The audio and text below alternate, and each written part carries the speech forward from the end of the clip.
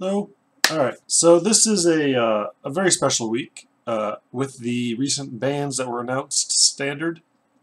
Um, while in Paper Magic, they aren't going into effect until the new set comes out.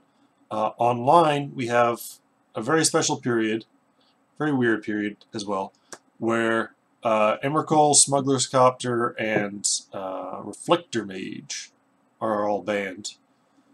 But we still haven't gotten to the new set. So, those three bands shake up the format quite a lot, and I think it's actually kind of cool. I mean, it does suck, especially for people who lost a lot of value with what their Emeralds lost a lot of value, their Smuggler's Copters, tanked in value. That sucks for them. It really does. But I think it's going to make standard more fun. I basically played almost no standard uh, until just last week basically because it didn't seem like that a lot of fun. So I just also because of this those bannings kind of blew up the major archetypes except for what I played last week. But it allows for a couple weeks we get to just kind of go in and just fuck around, do whatever you want. There's probably not going to be a lot of people playing, but you get to I have no idea what the meta game is going to be like. Emrakul and Copter being out just kind of throws the whole thing up for grabs.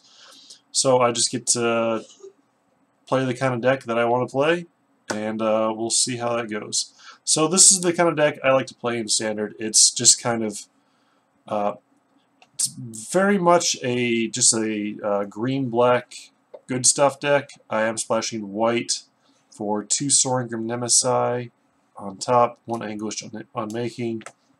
But primarily, actually, it's Shambling Vent is what I'm splashing for.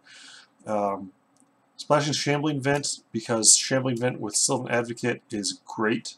Just 4/5 lifelinker is huge and very, very good. And then I love Tireless Tracker. We're running 4 Tireless Tracker as just a very strong card.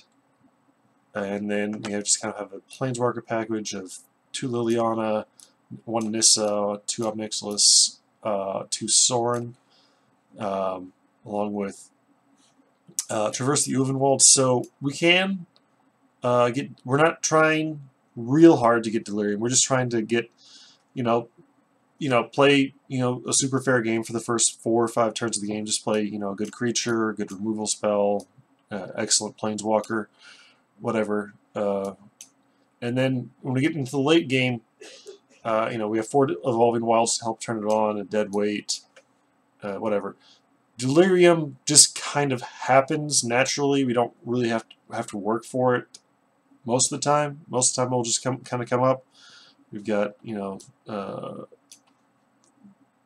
fair number of, just a reasonable number of cards that probably we can get Delirium naturally.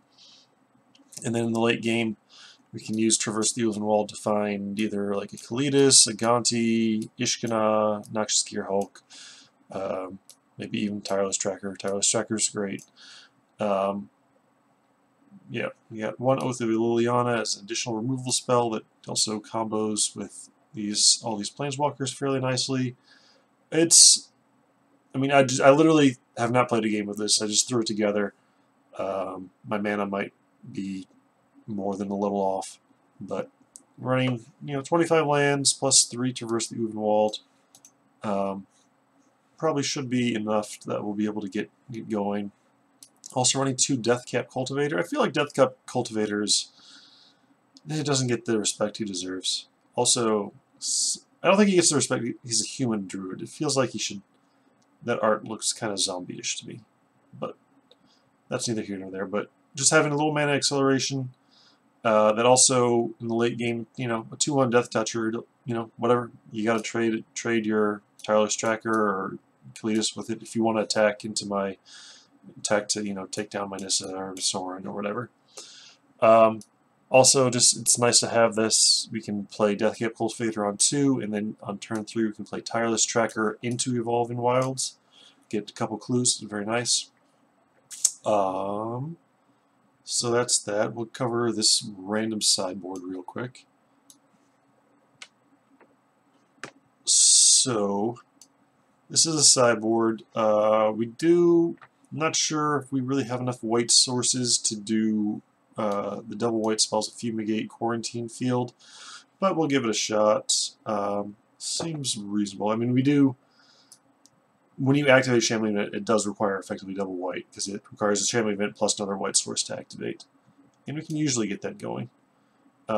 Just have, some more removal spells, specifically for small creatures. More discard.